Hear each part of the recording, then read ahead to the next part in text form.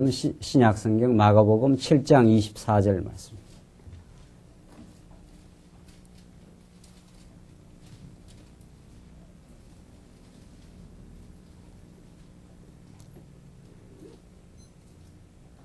네, 차신 줄 알고 봉독 드리겠습니다. 마가복음 7장 24절 말씀입니다. 예수께서 일어나서 그 길을 떠나 두로 지경으로 가서 한 집에 들어가 아무도 모르게 하시려 하나 숨길 수 없더라. 이에 더러운 귀신 들린 어린 딸을 둔 한 여자가 예수의 소문을 듣고 곧 와서 그 발 아래 엎드리니 그 여자는 헬라인이요 수로보니게 족속이라.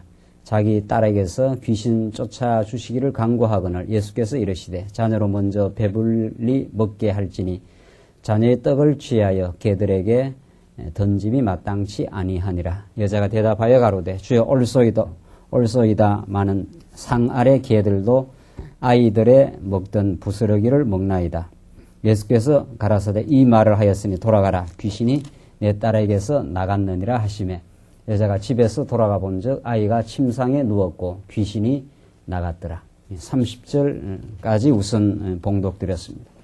우리는 지금 마가복음 말씀을 통해서 하나님의 아들로 이 땅에 오신 그리스도의 복음 진리에 대해서 우리가 지금 확인하고 있습니다.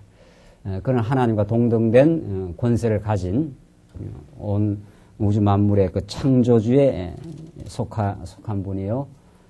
인생의 죄를 속죄할 수 있는 유일하신 분이요. 하나님의 권세를 가지고 왔기 때문에 만물을 지배하시고 바다를 잠잠케 하실 수 있는 또 그런 그 표적적인 사건을 이 땅에 오셔서 능히 일으키신 그 예수님이 이 땅에 오셔서 이제 하나님의 택한 백성들의 모든 죄악을 걸머지시고 그 당대 종교 기득권자들에 의해서 또 마침내는 제자들에게까지 버림받는 그 처참한 가장 그 낮아지는 그 신분에까지 이르는 사건. 우리가 지금 이 마태복음 두 번째 내용, 버려지시는 신분에 대해서 지금 확인하고 있습니다. 뭐 자기가 범죄했거나 자기가 문제가 있거나 또 마땅히 하나님의 공의의 법에 비추어서 정죄받아 마땅한 존재가 버려지신다면 그건 당연한 일이지만 예수는 그런 분이 아닙니다. 예수는 영원하신 로고스요. 그는 하나님의 아들이시요.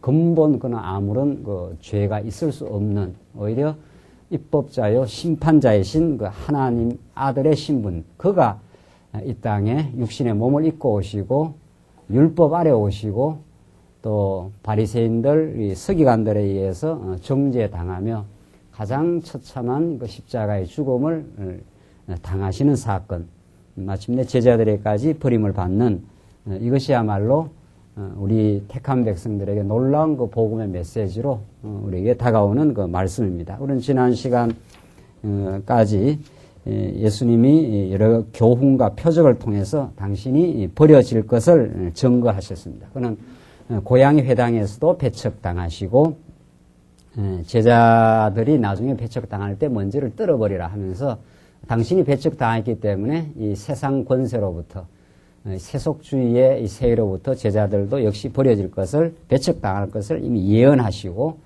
예수님 6개월 전에 오신 세례 요한도 배척당하여 목배임을 당하고 이런 여러 사건을 통해서 예수님이 장차 이 세상 권세로부터 이제 배척당하고 버림당할 것을 예수님께서 말씀해 주셨습니다. 우리는 지난 시간 그 7장 앞부분 내용을 통해서 바리새인들이 예수님의 제자들이 손을 씻지 않고 음식을 먹는 그것을 탓하면서 제자들을 그 정죄하는 사건을 통해서 예수님은 바리새인들의 그런 율법주의적인 시각, 인간의 그 외양을 중시하는 시각이 얼마나 인생의 참 본질을 더 근본적으로 하나님의 복음을 모른다는 것을 예수님 지난 시간 우리 확인했습니다.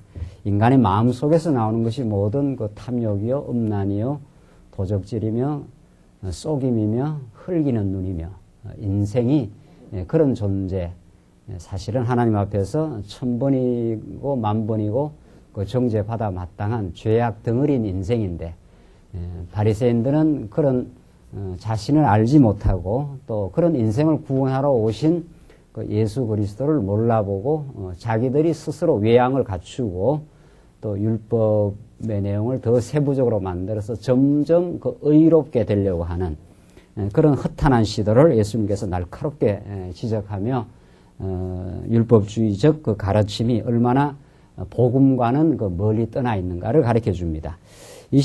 그런 바리새인들에 의해서 예수님은 결국은 정죄를 받습니다.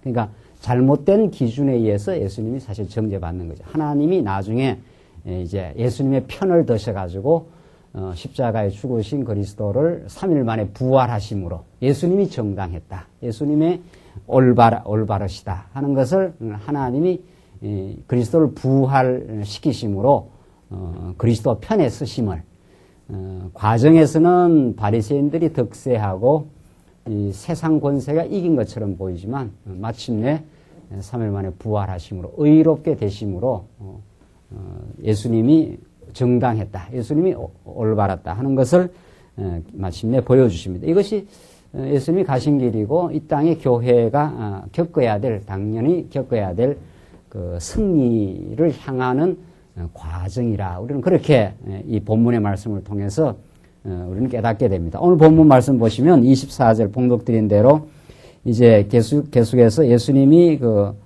버려지실 그 내용에 대해서 오늘 본문 말씀은 그 당대 유대인들의 기준으로는 도저히 그 의롭다함을 받을 수 없는 헬라 여자, 이방 여자입니다. 다시 보시면 그 26절에 보시면 25절부터 보시면 이에 더러운 귀신 들린 어린 딸을 둔 한 여자가 이렇게 되어 있어요. 그러니까 예수님은 사실은 그 앞에서 나온 대로 바리새인들은 자기는 의롭다고 주장하는 자들과는 예수님 거리가 먼 거죠. 그들을 예수님께서 예리하게 보시고 그들의 허탄함, 그들의 허례, 그들의 그 껍데기 이것을 예수님 간파하시고 있고 예수님은 참으로 누구에게 친근하신가 하면 세리들 집에 들어가서 먹고 마시고 창기들에게 천국이 임할 것을 이미 예수님께서 선포하시고 오늘 본문의 말씀은 더러운 귀신 들린 어린 딸을 둔 한 여자입니다. 이게 이건 그 시대의 기준으로 보면은 더러운 귀신 들린 어린 딸을 둔 한 여자. 그것도 보면은 26절 그 여자는 헬라인이요 수로보닉의 족속이라 이렇게 되어 있단 말이죠. 그러니까 그 당시 율법을 자기들이 지킨다고 자처하며 의롭다고 스스로 생각하는 이 바리새인들 그 당대 유대주의자들의 기준으로 봐서는 도저히 그 하나님의 백성 될 수 없는 자지요. 더러운 귀신 들린 어린 딸을 둔 이방 여자이기 때문에 이방 여자라는 것만 해도 이미 그 당시에 그 유대인들의 기준으로는 그 근접을 시키지 않는 그런 그 짐승 같은 그런 그 취급을 당하는 인간의 그 범주에 넣지 않는 그런 그 기준인데 거기다가 더러운 귀신 들린 어린 딸을 둔 여자니까 이건 뭐 천대 받아야 마땅한 인생입니다. 그런데 놀랍게도 하나님은 그런 그 귀신 들린 어린 딸을 둔 그 한 여자에게 하나님의 그 은혜가 임하는 사건입니다. 이것이 복음서가 가르쳐주는 그 위대한 복음입니다.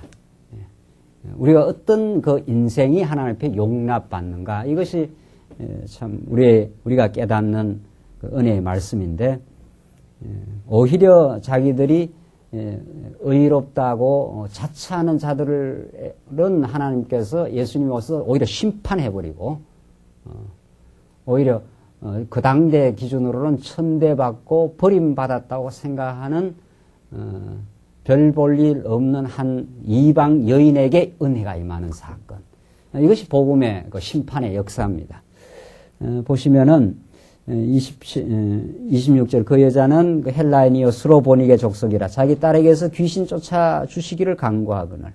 얼마나 이게 절박하겠습니까? 자기 딸이 귀신이 들려있기 때문에 참 이게 복음을 우리가 받아들이는 참 그 죄에 사로잡혀 있는 스스로는 도저히 그 죄를 스스로 죄의 속박을 풀 수 없는 처량하고 안타깝고 참 무능력한 그 죄된 인생의 한 상징입니다. 이게 뚜렷한 대표입니다.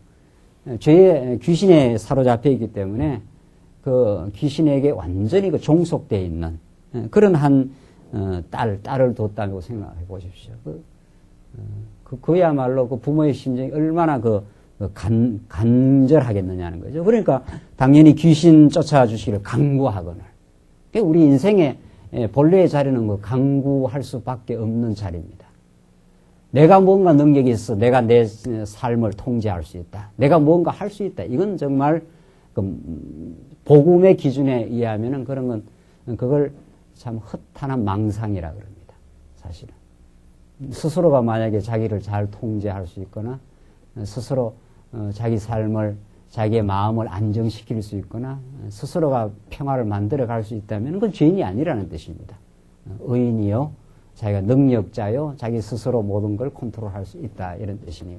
그런 존재에게 하나님의 존재가 필요도 없을 것이요 복음이 그에게 간절하지 않습니다. 귀신 들린 한 딸을 바라보면서 그 귀신 쫓아주기를 간절히 그 구하는 그 이방 여자 헬라인의 그 심정이 바로 우리 인생이 처하고 있는 그 본래의 바탕입니다.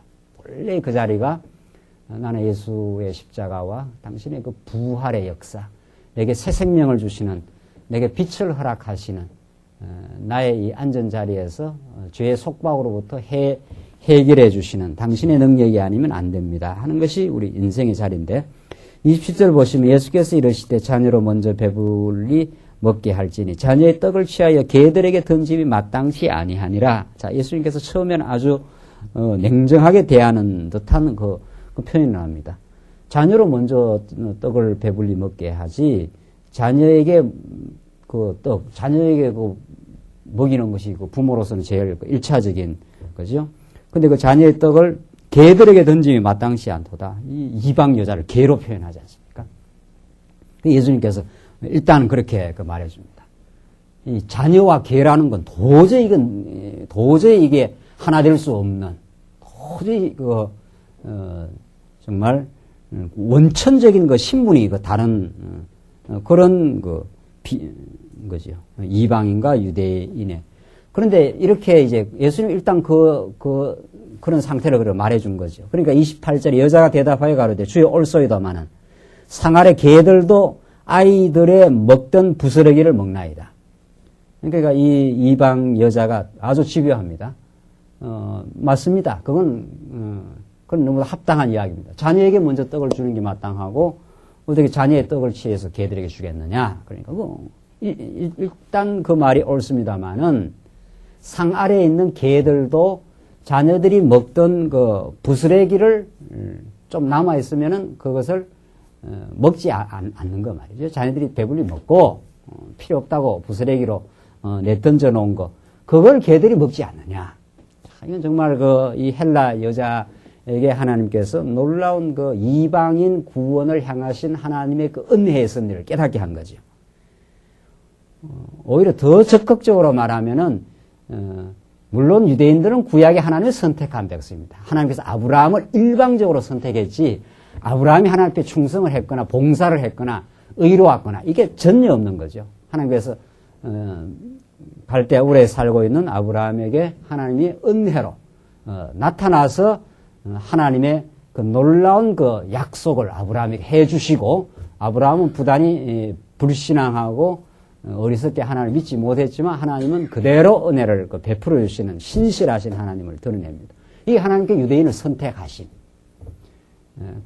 모든 아담 이후 노아 시대 모든 사람이 다 범죄했다 그러지 않으세요? 모든 노아 시대 때도 모든 인류가 다 범죄했는 그리고 바벨탑 사건으로 상징되는 모든 인류가 성과 대를 쌓아서 하나님과 같이 되고자 하는 허망함에 빠져 있는 그런 상태에서 하나님은 아브라함을 믿음의 조상으로 유대인의 믿음의 조상으로 일방적으로 은혜로 선택합니다. 그러나 세월이 지나서 예수님 당시 2000년 세월이 지나서 그들이 율법을 오해하고 그들이 율법을 가지고 있다고 하는 잘못된 자존심이죠.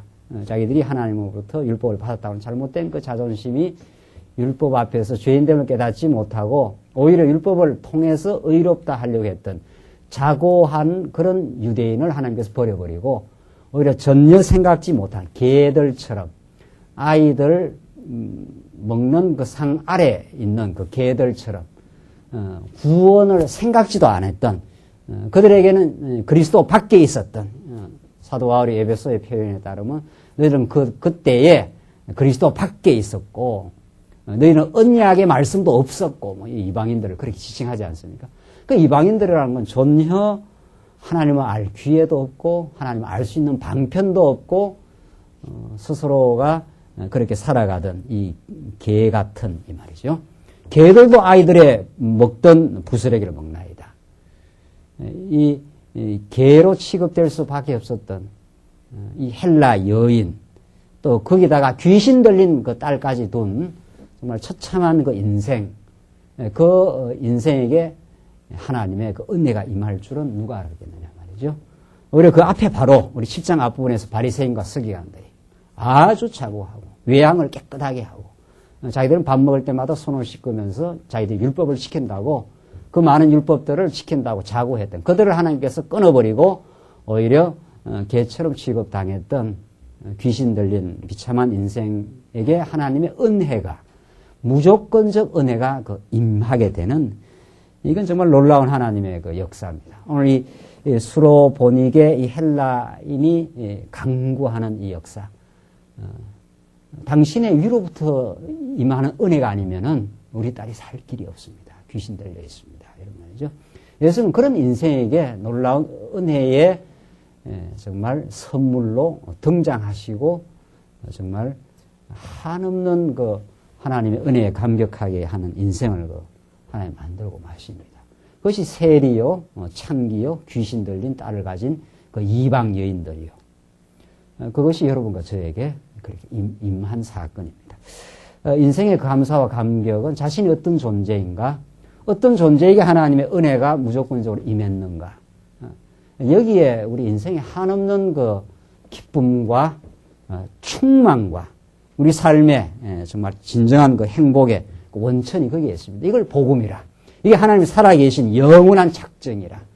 하나님이 우리의 입에서 은혜를 찬양케 하시려고 우리를 만신창이 같은 귀신 들린 딸을 둔 이 수로보닉의 족속 같은 그래서 당신이 내게 은혜를 임하게 하시옵소서. 이렇게 간구할 수밖에 없는 나로부터 뭘 만들어낼 수가 하나도 없기 때문에 위로부터 내려오는 그 은혜를 임하는 이 은혜를 그 임하게 해달라고 기도할 수밖에 없는 그런 인생입니다. 지금 예수님이 어떻게 응답하시는가 보십시오. 29절 예수께서 가라사대 이 말을 하였으니 돌아가라. 이 말을 하였으니 돌아가라 했잖아요. 이 말이라는 게 중요한 거죠. 이제 예수님은 이 헬라 여인에게 허락된 하나님의 은혜를 이제 간파를 한 거죠. 개들도 아이들의 먹던 부스러기를 먹지 않습니까? 이렇게 집요하게 예수님에게 그 믿음으로 달라들 수가 없는 거죠. 개들도 자기를 개로 취급하는 거죠. 유대인의 기준에 보면은 우리는 개 같은 짐승 같은 다 버려진 인생 같지만은 개들도 아이들의 먹던 부스러기를 먹지 않습니까? 이게 이방인에게 임하는 하나님의 그 은혜라는 거죠. 예수님 당시 유대인들은 자기들이 자고했지만 이들을 하나님은 끊어버리고 전혀 생각지 않는 이방인, 이 헬라 여인. 이 이방인은 여러분과 저가 다 포함되는. 그러니까 지금 이방인은 구라파 대륙, 지금 미국, 한국, 지금 중국 대륙, 우리들이 언제 은혜를 강구를 했나요? 은혜를 알기나 했나요? 전혀 그리스도 밖에 있었고 이렇게 되죠. 언약의 말씀이 없었고 너들한테 유대인들은 언약의 말씀도 있고 다 있은 거죠. 그러나 가지고 있다고 그들이 율법을 가지고 있다고 그게 복음이 되는 게 아니라는 거죠. 그걸 잘 깨달아야 되는데 이들은 하나님께서 이제 작정 가운데 끊어버리기로 작정했기 때문에 그들은 율법만 가지고 있지 그 율법에서 그리스도를 발견하지 못한 거죠. 그리스도를. 우리가 성경신학에서 이 진리를 우리가 정말 소중하게 생각하는데, 이 진리를 갖고 있다고 우리가 다 깨달아지는 건 아니죠. 하나님께서 이 성경신학을 통해서 하나님의 그 위대한 언약 성취의 그 놀라운 능력, 죄인에게 베푸시는 망극한 하나님의 은혜, 그것을 깨닫고 하루하루 그저 감사하게 살고 그저 하루 생활 가운데 진리와 함께 또 우리 주변의 지체들, 우리 이웃들에게 정말 복음과 함께 살기를 바라는 그 간절한 마음, 또 복음을 함께 누릴 때의 그 기쁨, 그렇게 살아가는 것 정말 진지하고 소박한 삶, 그게 중요합니다. 지금 유대인들이 율법이 없어서 하나님의 말씀을 안 가지고 있어 그러나요? 그들은 자고했고, 그들은 내노라 했고, 그들은 자기를 의롭다고 착각하고, 그들을 하나님께서 오히려 버려버리고, 아이들의 상에서 떨어진 부스레기를 먹지 않습니까? 자기를 정말 그 하나님의 그 부스레기와 같은 그렇게 임하는 하나님의 은총을 간절히 구했던 그 이방 여인에게 하나님의 그 놀라운 은혜는 그 임합니다. 그래서 이 말을 하였으니 돌아가라. 귀신이 내 딸에게서 나갔느니라. 예수님께서 이제 은총을 베풀어 주신 거예요. 귀신 들린 딸에게서 귀신이 나가게 되는, 하나님의 나라가 임할 때 귀신이 내어 쫓김을 당하는 역사. 이게 예수님이 이 땅에 오신 이유죠. 회개하라, 천국이 가까이 왔느니라. 사실은 그러니까 우리는 모든 인생들은, 예수님을 만나지 못하는 모든 그 인생들은 사단 권세, 이 공중 권세 잡은 자에게 사로잡힌 바 되어 욕망 가운데 살아가는 거죠. 아무도 그 욕망을 벗어날 수가 없습니다. 다 거기에 사로잡힌 바 된. 스스로 그 욕망과 탐욕과 그 앞에 바로 나왔지 않았어요? 예수님께서 너들 지금 의롭다고 착각하는데 너희 속에 뭐가 들어있는 줄 아느냐? 예수님이 보시는 그 인생의 그 허망한 그 모습을 그 앞에서 지적해. 그걸 스스로가 이렇게 벗을 수 없다는 거죠. 우리가 예수 믿고 이제 새로운 인생이 되었는데 우리 로마 7장에 따르면은 두 법이 우리 안에 있어요. 하나님께서는 그 참 놀라운 하나님의 섭리지요. 오늘 예수 믿고 나서 완전히 성화되게 할 수 있는 거죠. 우리의 그 옛사람, 이 타락하고 어두운 생각, 탐욕스럽고 자기 중심하는 욕망, 이런 걸 하나님께서 얼마든지 일거에 버릴 수 있는데, 이게 지금 신학자들이 문제가 다 그거예요. 지금 그 성화라는 것이 도대체 어떻게 이해해야 되느냐는 거죠. 성화라는 것을. 이 예수 믿는 사람도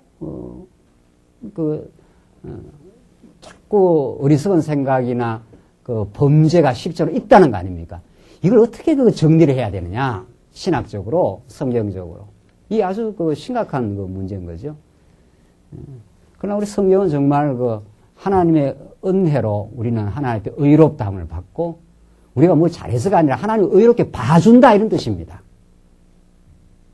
자녀가 잘한 게 하나도 없어도 그냥 자녀로 이미 정했고 또 못해도 사랑의 눈으로 봐준다, 이런 뜻입니다. 그러니까 하나님이 사랑의 눈으로 봐주기 때문에 우리가 용납이 됩니다.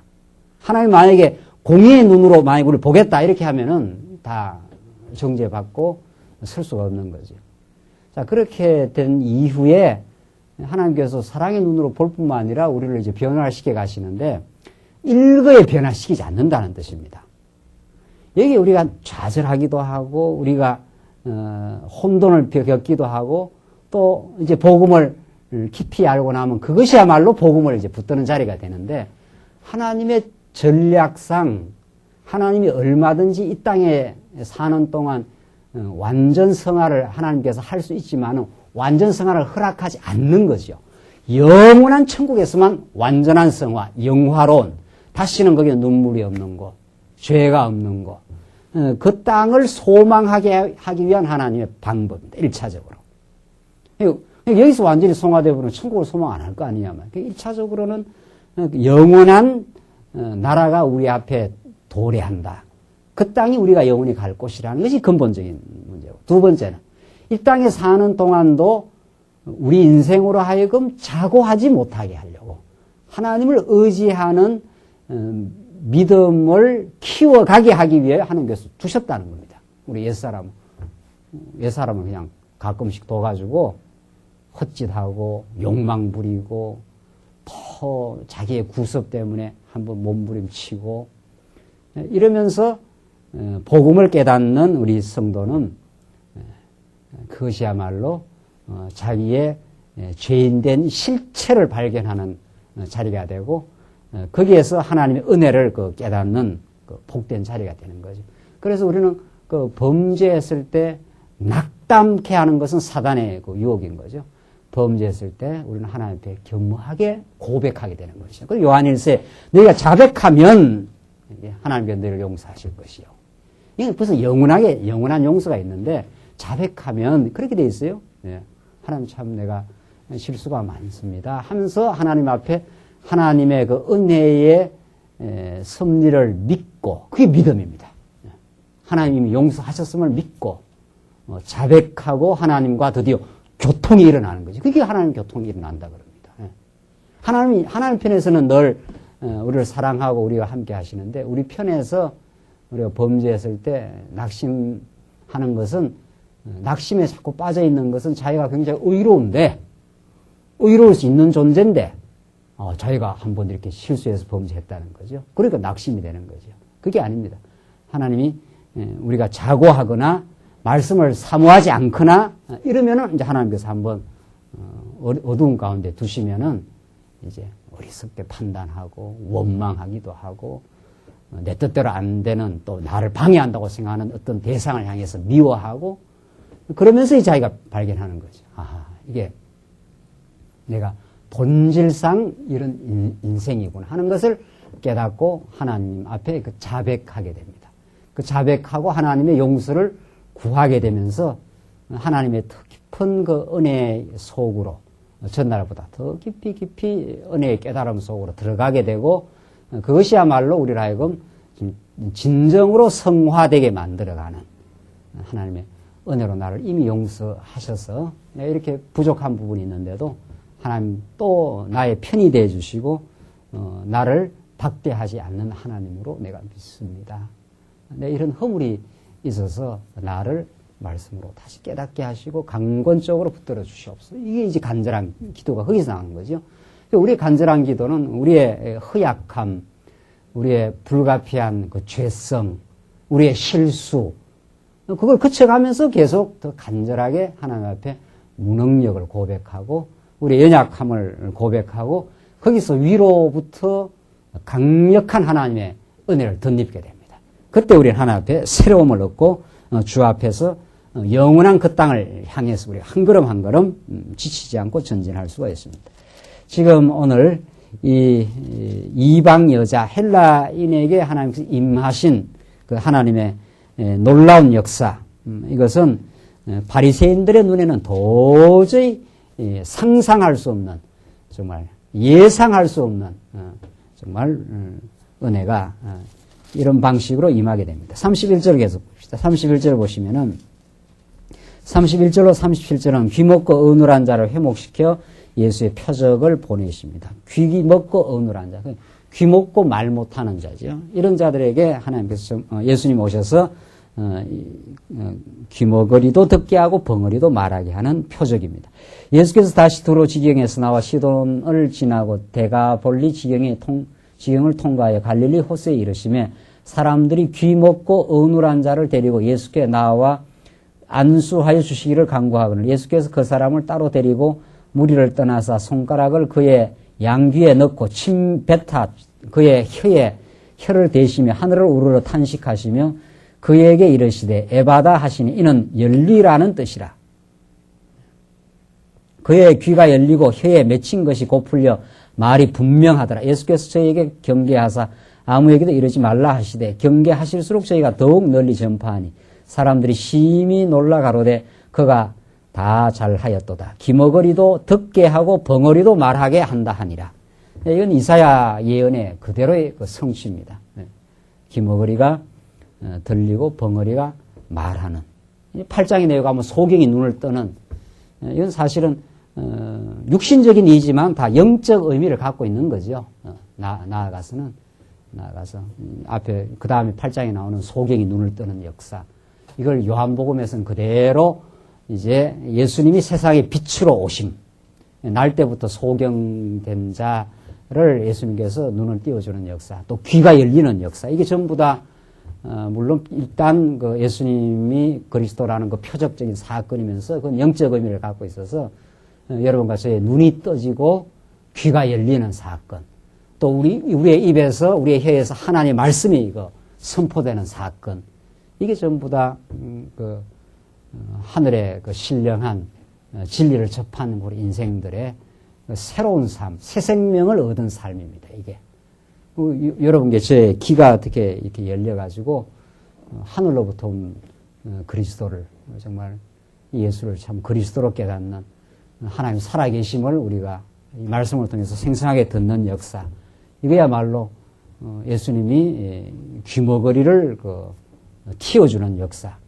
그것은 성령이 오셔서 정말 진리의 영으로 오셔서 우리 마음 가운데 찾아오시고 우리의 귓문을 열어주시고 우리의 눈을 밝히 열어 정말 성경을 통해서 하나님 살아계심을 보는 역사.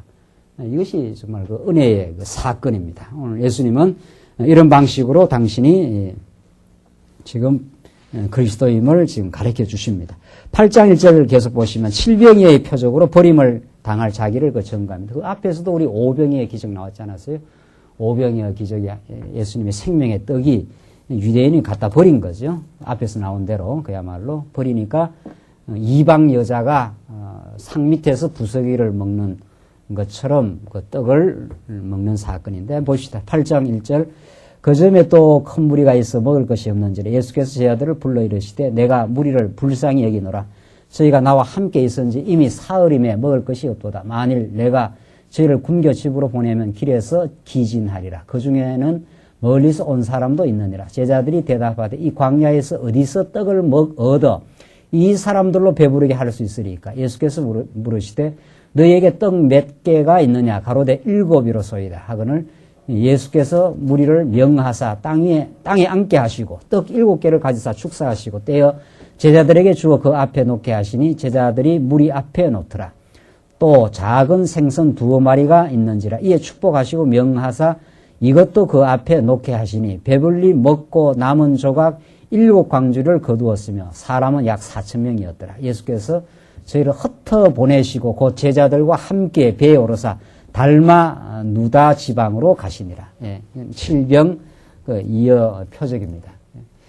이건 그대로 우리 요한복음에서 오병이어를 해석해 준 것처럼 우리가 먹어야 될 영원히 먹게 될 생명의 양식 대신 그리스도. 이 생명의 떡 대신 그리스도를 유대인들은 버린 거죠. 하늘에서 온 생명의 양식임을 자기들이 의롭다 하는 그 사람들의 눈에는 안 보이는 거죠. 죄인으로 비참한 지경에 있었던 그래서 귀신 들린 딸을 귀신으로부터 좀 해방을 얻게 해달라고 간절하게 간구할 수밖에 없는 죄인된 심정 그들에게는 생명의 양식으로 예수님이 그렇게 다가옵니다. 참 백지장 같은 차이처럼 보이는데 하늘과 땅으로 이제 갈라지는 거죠. 하늘과 땅으로.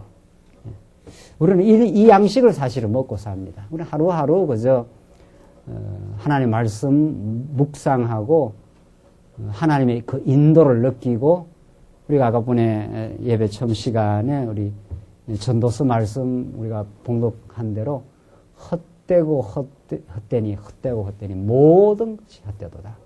하늘 위에 살아계신 그 하나님의 그 은혜 지금 우리와 함께 하심 우리를 영원히 떠나가지 아니하심 우리의 불순종과 완악함에도 불구하고 한결같이 우리가 동행하심 그걸 우리가 깨닫는 게 그대로 은혜입니다. 그게 우리가 먹는 그 영생의 양식입니다. 이 땅에서 우리가 먹는 양식 하루 종일 직장에서 우리가 땀 흘리고 수고하고 가정살림 하느라고 바쁘고 이것저것 뛰다니다 보면은 우리 마음이 이렇게 완악하고 허전할 때가 있어요. 그때 이제 말씀이 생각나는 거죠. 우리가 먹는 양식. 오늘 하루도 하나님께서 내 삶을 인도하셨고, 하나님께서 오늘 우리 수요 기도회 같은 이런 시간, 하나님께서 다시 말씀 앞으로 오게 하셔서, 그 예수님 당대에는 칠병이어로 떡 7개와 물고기 2마리로 수천 명을 먹였듯이, 우리는 먹어도 정말 한이 없는 하나님의 그 생명의 양식을 또 우리가 주어도 끝없이 줄 수 있는 그 양식들을 하나님께서 우리에게 주신 겁니다. 그는 참 영원하시고 그는 헛되고 헛된 우리 인생들에게 참된 인생의 그 가치를 오늘 살아있음이 참 하나님의 은혜의 손길에 우리가 붙들려 있다는 사실을 우리 깨닫고 오늘 이 저녁 시간 우리가 감사하며 우리가 먹을 양식을 먹게 하셔서 참 감사합니다. 이렇게 우리 예수 믿는다는 것이 그렇게 복잡하고 뭐 어렵고 교회 봉사한다는 것이 그저 뭐 짜증스럽고 하는 게 아니라는 거죠. 그저 우리가 먹을 양식을 우리 먹었습니다. 오늘 하루도 당신의 은혜의 손길을 따라 지금까지 살아왔고 또 우리의 부족함을 하나님께서 더 보여주시려고 그래서 당신의 말씀을 의지하게 하려고 오늘도 이렇게 광야 같은 길을 살게 하십니다. 앞으로 하나님께서 우리를 반드시 합력해서 우리에게 선을 이루실 겁니다. 우리가 너무도 부족하고 어리석어서 옆에 있는 지체들에게 잘 해주지 못한 것 참 어리석음이 많았습니다. 이제 말씀을 깨닫고 우리가 든든하게 서서 우리 주변의 가족들, 우리 지체들에게 베풀며 사랑하며 살 수 있는 능력을 공급하시옵소서. 그렇게 살면 됩니다. 그게 우리가 먹는 양식입니다. 우리가 하나님 말씀을 접하지 않으면 그냥 자기 생각, 자기 욕망, 자기 어떤 기준, 자기가 뭔가 의롭다고 하는 자기 기준을 가지고 살아가면서 마음이 팍팍해지고 그저 여유가 없어지는 거. 그건 복음 밖에, 은혜 밖에 있는 우리 삶의 어리석음입니다. 우리가 틀림없이 마음이 팍팍하고 완악해지고 마음이 살가라워지는 것은 자기가 능력이 있다고 하는 생각, 자기가 의롭다고 하는 그 자기 기준, 거기에 자기가 사로잡혔을 때입니다. 나는 이방 헬라 여인과 같이 하나님의 은혜를 받아야 살 수 있는 존재, 또 그 은혜로 지금까지 살았던 존재, 그 은혜의 말씀이 나를 먹이고 입히고 또 그 말씀 안에 내 인생의 소망이 있다고 하는 사실. 이게 칠병이어가 우리에게 가져다 주는 하늘의 그 양식에 대한 그 메시지입니다. 이걸 안 먹고 우리가 어떻게 살겠느냐는 거죠. 이건 우리가 늘상 먹는 양식입니다. 늘상 먹어야 될 예수님을 먹고 마시며 정말 그의 은혜를 우리가 덧입어 사는 그것이 지금 우리 칠병이어 기적. 그 유대인들이 버린 그 양식, 이 양식을 이방인인 우리들에게 그렇게 지금 전달이 된 겁니다. 14절 보십시다. 14절 보시면은 이제 8장 14절은 두 번째 예언과 이제 11절, 14절이 아니라 11절입니다. 11절로 13절은 바리새인이 힐난하며 표적 구하는 것을 예수님이 거절하십니다. 한번 봅시다. 11절 바리새인들이 나와서 예수께 힐난하며 그를 시험하여 하늘로서 오는 표적을 구하거늘. 예수님이 지금 얼마나 많은 지금 표적을 지금 보여주셨습니까? 물리로도 그러시고 칠병이의 기적도 행하고 혀가 굳은 사람에게 혀가 풀려가 말을 하고 이게 전부 당신이 구약의 이사야 예언의 성취로 메시아로 왔다는 증거를 했는데도 이 바리새인들은 그걸 깨닫지 못하고 하늘로부터는 표적을 구합니다. 예수께서 마음속에 깊이 탄식하시며 그들의 완악함을 본 거죠. 탄식하시며 가라사대 어찌하여 이 세대가 표적을 구하느냐. 내가 진실로 너에게 이르노니 이 세대에게 표적을 주시지 아니하리라 하시고 저희를 떠나 다시 배에 올라 건너편으로 가시니라. 그런 그 바리새인들에게는 표적을 보여주지 않습니다. 이건 또 다른 복음서에서는 내가 요나의 표적 외에는 이제 보여주지 않겠다. 이렇게 그 표적의 최종 표적, 아무도 흉내낼 수 없는 그 부활의 표적이야말로 정말 택한 백성들에게 예수가 참 메시아임을 증거하는 그 표적으로 보여주는데 이런 바리새인들의 그 어리석음, 오히려 예수님이 이렇게 표적을 이미 많이 행하시고 메시아임을 증명하는데도 그들은 알아보지 못하는 거죠. 그래서 예수님이 이미 요한복음에서 그 바리새인들을 향해서 우리도 소경이니까 이렇게 바리새인들이 묻잖아요. 우리도 소경이니까. 그러니까 예수님께서 너희가 소경이라 했으면은 죄가 없으려니와 너희가 오히려 소경이 아니라고 생각하는 너희에게 오히려 그 죄가 있다고. 그래서 예수님께서 본다고 생각하는 자에게는 예수님이 눈을 멀게 하고 보지 못하는 소경 같은 인생들에게, 날 때부터 소경 같은 인생에게 눈을 띄워준다. 이렇게 말합니다. 그게 예수님께서 복음의 그 심판인 거죠. 예수님 계속 표적을 행하는데도 바리새인들은 그걸 못 보고 하늘로부터는 표적이라 해서 자기들이 원하는 그 표준대로 해달라 이런 거죠. 예수님께서 그들의 생각을 오히려 거절하고 보지 못한다고 생각하는 세리들, 창기들, 귀신 들린 자들에게 예수님께서 가까이 하시면서 그들을 해방시키고 그들에게 하늘의 복음을 가르쳐 주십니다. 이런 바리새인들은 끊임없이 이제 예수님을 이제 앞으로 죽음의 골짜기로 몰아넣는, 그래서 예수님이 버림받게 됩니다. 이들에 의해서. 18장 14절 봅시다. 14절부터 이제 10장까지가 예언과 교훈으로 증거하는 내용입니다. 지금까지는 교훈과 표적이었고, 지금 두 번째 버림을 어떻게 예수님 버림 당하는가? 예언과 교훈으로 증거하는 내용입니다. 예언과 교훈으로 예수님 버림 받으실 것. 8장 14절로 9장 32절까지가 예언에 의해서 이제 예수님 버림 받을 것을 이제 증거하는 내용인데, 우선 8장 14절 봅시다. 14절. 마음이 둔하여 깨닫지 못하는 제자들에게 이제 책망을 하시는 내용입니다. 한번 보십시다. 8장 14절. 제자들이 떡 가져오기를 잊음에 배에 떡 한 개밖에 저희에게 없더라. 예수께서 경계하여 가라사대 삼가 바리새인들의 누룩과 헤롯의 누룩을 주의하라 하신대, 제자들이 서로 의논하기를 이는 우리에게 떡이 없음이로다 하거늘. 이게 제자들이 지금 뭔 소리인지를 지금 모르는 거죠. 지금 바리새인들의 누룩, 헤롯의 누룩, 이 바리새인 누룩이라는 게 비진리, 율법주의자들의 가르침이고, 헤롯, 이 세속주의자들입니다. 정치적 권세에 결탁해서 이 세상에서 세속적 영화를 누리고자 하는 이 헤롯 당들이죠. 이런 자들을 주의하라. 그러니까 제자들이 서로 의논하기 이는 우리에게 떡이 없음이로다. 떡도 없는데 무슨 지금 누룩이라는 건 떡에 넣는 거 아닙니까?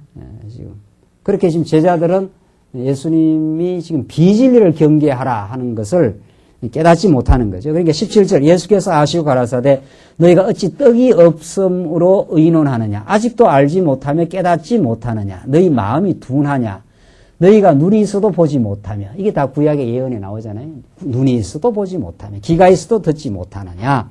또 기억지 못하느냐. 내가 떡 5개를 5,000명에게 떼어줄 때에 조각 몇 바구니를 거두었느냐. 가로되 12린이다. 또 7개를 4,000명에게 떼어줄 때에 조각 몇 광주를 거두었느냐. 가로되 7인이다. 가라사대 아직도 깨닫지 못하느냐 하시니라.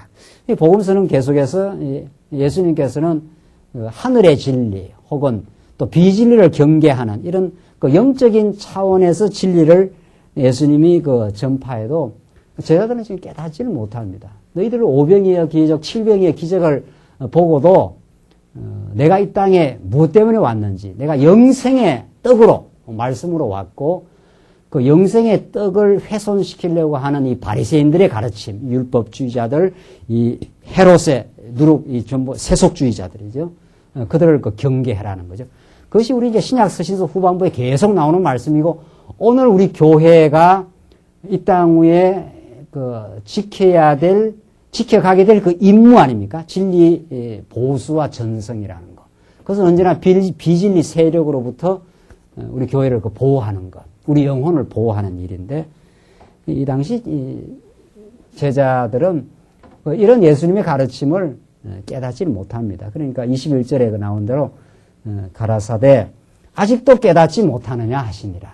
이 제자들은 예수님의 그 깊은 깨달음을 알지 못. 그러니까 귀로는 듣긴 듣는데 그것이 심령 속에 그들의 진정한 그 양식으로 진리의 깨달음으로 그렇게 이르지를 못하는 거죠. 그래서 예수님께서 요한복음 이제 후반부에 내가 너희와 함께 있는 것보다 가는 게 더 낫겠다. 예수님 이 땅에 오셔서 하나님 영원한 뜻을 선포하고 증명하고 보여줬어요. 이제 그것을 우리의 심령 속에 열매로 맺게 하고 깨달음에 이르게 하는 것은 이제 성령의 역사라는 거죠.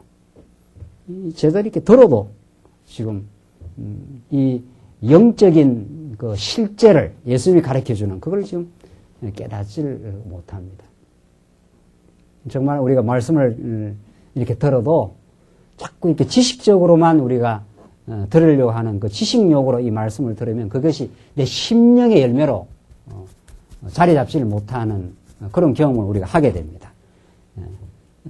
정말 성령께서 우리를 긍휼히 보시고 우리 영혼에 필요한 양식으로 하나님의 말씀으로 우리가 이 땅 사는 동안 어떤 역경을 우리가 겪어도 무슨 일을 겪어도 하나님이 우리와 함께 하시고 우리를 더 좋게 하신다고 하는 하나님의 살아있는 그 언약의 말씀, 우리를 하나님께서 낮추어 하나님만을 의지하게 만들어 가신 하나님의 살아있는 생명의 역사, 이것이 우리가 먹어야 될 그 양식입니다. 사실은 그 양식을 우리가 먹게 됐고 정말 삶의 힘을 얻고 어떤 처지에 있어도 소망을 잃지 않는 것은 내가 이 지식적으로 말씀을 잘 깨달아서 되는 게 아니라 성령께서 찾아오시고 우리 심령을 안정시켜주고 말씀을 듣게 하시고 나를 나되게 만들어 가시고 나의 본래의 자리가 어딘가를 하나님께서 잘 가르쳐 주시고 정말 죄인의 자리에 있었지만 우리를 얼마나 영광스러운 하나님의 보배로운 백성으로 조각목 같은 우리 인생이었지만은 우리를 이렇게 교회의 멤버로 하나님이 거하시는 성전의 영광스러운 제목으로 우리를 그렇게 사로잡아 주신 거죠. 그런 걸 우리가 생각을 하면은 그저 교회 생활하는 것이 참 감사하기 짝이 없고 우리가 교회를 위해서 조금이라도 봉사하고 뭐 조그만한 뭐 구역장애를 맡든지 뭐 교회 교사일을 맡든지 또 그런 뭐 구체적인 직업을 안 맡아도 옆에 있는 성도를 우리가 권면하고 이해하고 그들의 아픔을 들어주고 이게 다 교회를 세워가는 그 교회 세워가는 일. 우리에게 직분을 주시면 교회 그리스도의 몸을 세우고 봉사일을 하게 하며 그리스도의 몸을 세우려 하시려는 그 성령 하나님의 역사거든요. 그 일에 우리가 동참되어 있다는 사실. 이게 굉장한 일이죠. 그걸 깨닫는 성도는 그저 자기 중심으로 살았던 그런 아주 좁은 세계로부터 해방된 그런 삶입니다. 과거가 인간적으로 생각하면 후회스럽게 생각되는 그런 그게 우리가 찾아올 수 있지 않아요? 그런 생각으로 빨리 해방이 되고 과거를 우리가 어떻게 바꾸겠어요? 못 바꿉니다. 이게 자꾸 하나님의 은혜의 섭리가 사라지니까 내가 이렇게 했으면 좋았을 거 저렇게 했으면 좋았을 거 그게 우리가 어리석은 생각이지. 과거를 무슨 수로 바꿔요? 과거를 과거는 이미 이루어진 일인데 이미 하나님의 작정대로 된 일인데 그 속에 나를 낮추고 십자가를 부여잡게 하시는 하나님의 신령한 뜻이 있었다는 것이 오늘 하나님의 말씀이에요. 그게 우리가 먹는 생명의 양식이란 말이죠. 지금 우리의 오늘의 현실이 어려워졌다 하더라도 그것이 하나님을 간절하게 간구하는 자리가 된다면 그건 그야말로 하늘로부터 내려오는 그 은혜를 공급받는 그 자리가 아니고 뭐냐 말이죠. 이 땅이 전부냐 말이죠. 언젠가는 우리는 다 병들고 죽게 돼 있는 건데 여기다가 모든 가치를 두게 됐을 때 우리는 때로는 허무하고 때로는 쓸쓸하기도 하고 과거를 우리는 원망하기도 하고 후회하기도 하고 그럼 그렇지 않다는 거죠. 하나님의 말씀은 하나님의 생명의 말씀은 헛되고 헛된 그 인생을 살 수밖에 없던 우리들에게 영원한 가치를 불변한 가치를 그 영원한 하나님의 사랑을 우리에게 허락하셔서 우리가 그 품 안에 지금 살고 있습니다. 우리의 연약함과 병든 모습이 있어도 하나님 우리를 박대하지 아니하시고 우리를 새롭게 하시고 강건하게 하시고 또 영원한 천국을 향해서 가나안 땅을 향해서 우리의 푯대를 향해서 전진하게 하심. 이것이 오늘 우리와 함께 하신 하나님의 역사입니다. 그게 우리가 먹는 그 양식입니다. 제자들도 못 깨달았고 우리도 그냥 내버려두면 그걸 못 깨달아요. 그래서 그냥 허겁지겁하기만 하지 뭐 열매가 있나요? 이것저것 한다고 우리의 삶에 그 알참이 있느냐 말이죠. 하나님께서 인도하심을 깨닫고 하나님의 작정을 우리가 참으로 믿고 그 작정 속에 우리가 얼마나 영생의 양식을 먹기로 작정되어 있고 오늘 이렇게 우리를 불러주셨습니다. 하나로부터 우리의 평화가 참으로 우리 마음속에 임하여 우리가 마음의 평강과 참 안식을 얻을 때 우리는 이웃을 사랑하는 눈으로 드디어 이제 보게 됩니다. 이웃에게 요구하거나 이웃에게 강청하거나 이웃에게 의의 잣대를 자꾸 갖다 대는 것이 아니라 긍휼한 마음으로 바라보게 돼 있고 그를 붙들어주고 사랑하고 싶은 그런 놀라운 하나님의 은혜의 선물을 받은 것이 오늘 우리가 이 마가복음에 나타난 하나님의 아들이셨지만 그가 우리에게 영생의 양식이 되기 위해서 세상으로부터 버림을 받는 그래서 그는 다시 만유의 주로서 등극하셔서 부활하시고 지금 하늘 보좌에서 우리를 굽어 살펴보시고 마침내 다시 오시고야 마심 그 영원한 세계를 우리가 믿을 때 우리는 오늘 우리의 주어진 삶을 넉넉하게 바라보고 감사하게 오늘 하루를 좀 마감할 수 있는 그런 신앙의 새로운 차원이 우리에게 열리게 됩니다. 이 말씀이 여러분과 저에게 참 복음이 되길 바라고 살아있는 하나님의 은혜의 섭리가 되기를 바라서 넉넉히 이겨가는 성숙한 삶이 있기 바랍니다. 기도하십시다. 우리 자비하신 하나님 아버지 은혜와 사랑을 감사합니다.